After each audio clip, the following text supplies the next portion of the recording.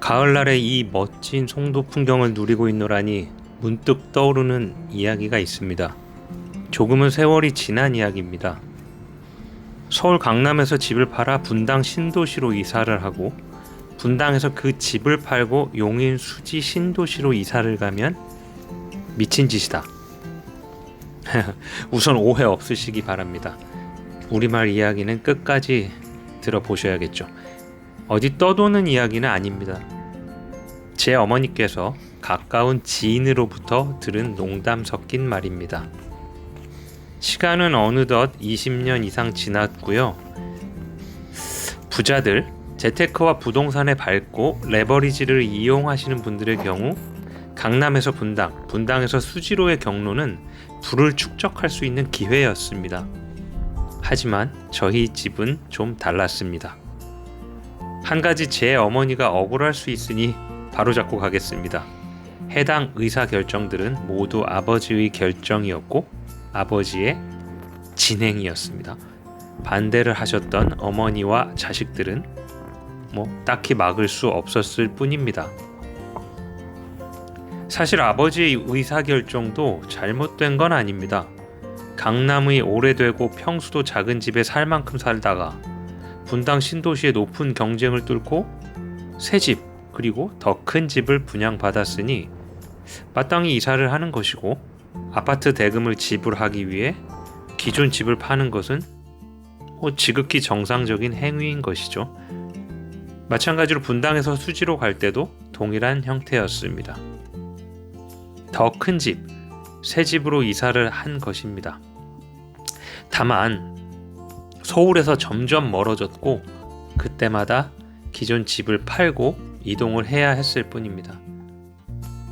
그러나 안타까운 건 바로 타이밍이죠. 강남에서 판 집은 그 뒤로 하늘 높은 줄 모르고 오르고 올라가 지금의 무시무시한 집이 되었고, 분당에서 판 집은 천당 아래 분당이라는 전설의 말처럼 역시 저희 집이 이사를 하자마자 기다렸다는 듯이 집값은 위만 바라보며 올라갔습니다. 이건 무슨 주식도 아닌데 집값이 우리가 팔고 나니 그렇게 천정부지로 솟다니. 사실 말 그대로 주식도 아닌데 부동산이 집값이 올라갈 거를 전혀 모를 리는 없겠죠. 예상하기 어려운 건 아니잖아요. 하지만 아버지께서는 그냥 눈앞에 있지 않은 돈이 아닐 뿐입니다. 그리고 빚지는 것은 절대 노이신 분이다 보니 은행 대출을 활용한 타이밍 조절 같은 건 생각조차 안 하셨죠. 어머니만 속 끓이셨던 것 같습니다.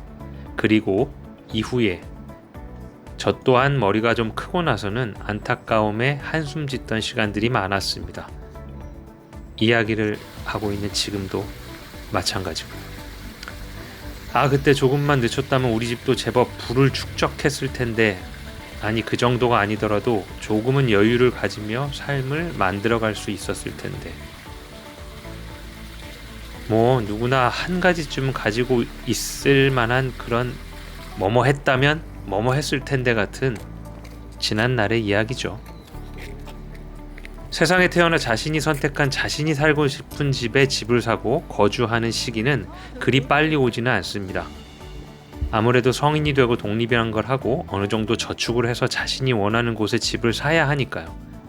이 또한 직장이나 생활 형편 등을 고려하면 내 집 마련은 할지언정 내가 살고 싶은 곳에 집을 구하지는 못할 수도 있겠지요. 송도에 집을 사고 원하는 시간에 송도의 인프라를 누리다 보면 삶의 만족도가 참 많이 상승합니다.